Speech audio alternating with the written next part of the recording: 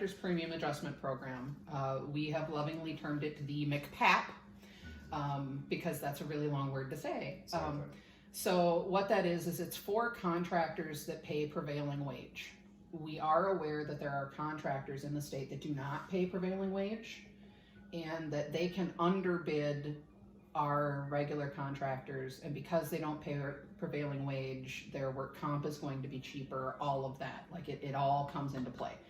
Now, what the MCPAP factor was designed to do and is how would to you level define, that. how would you define prevailing wage? It's like industry average wage? Maybe? No. So every year when our actuaries go through their information, they set what that should be, and they use, I don't even know how they come up with it, I'll be honest. I'm not even going to get into it. They come up with a number. They come up with a number, and they say if you pay your people over this dollar amount, then you qualify for the MCPAP.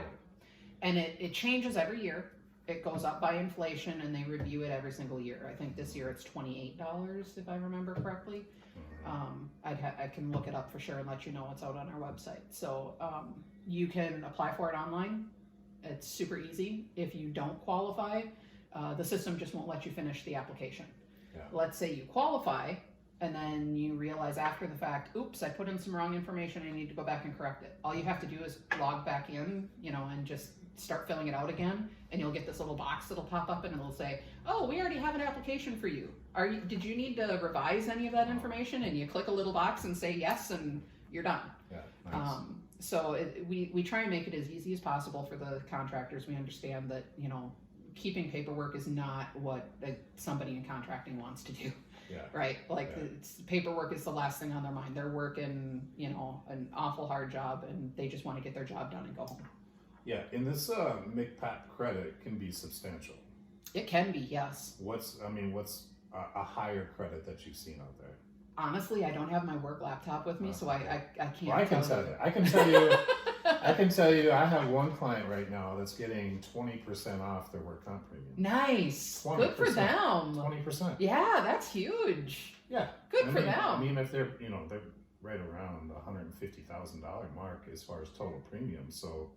I mean, they're looking at like a little over $30,000 off. Yeah, that's great. Good for them. Yeah, it's huge.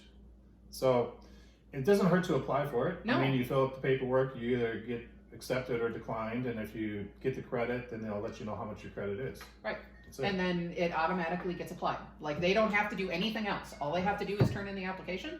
If you're approved and you get the credit, then it's automatically applied. Your insured has to do nothing else. Your carrier gets notified, it gets put on your policy. Yeah.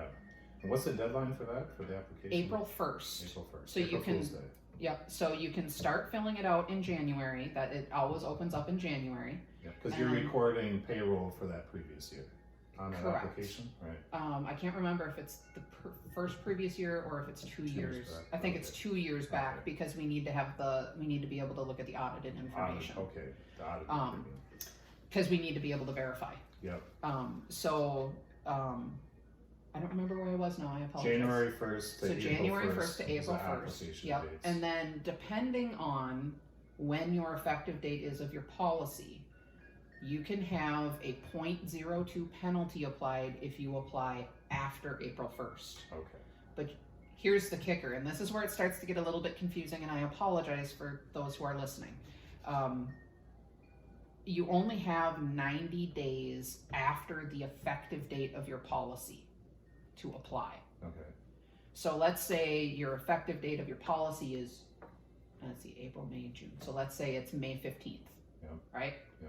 And deadline was April 1st. Yep. You can still apply because it's within 90 days of that effective date of your policy. Okay. Right? Yep. So if you have questions about that, okay, can I still apply? Would this still work? Just give us a call, because each case is going to be individual. So, I hate throwing hypotheticals out on the table. But even the penalty is it 2%? 0.02. Yeah. So if you rather than getting a 20% credit, you might get an 18% credit. Right. Still, I mean, you might as well apply. Right.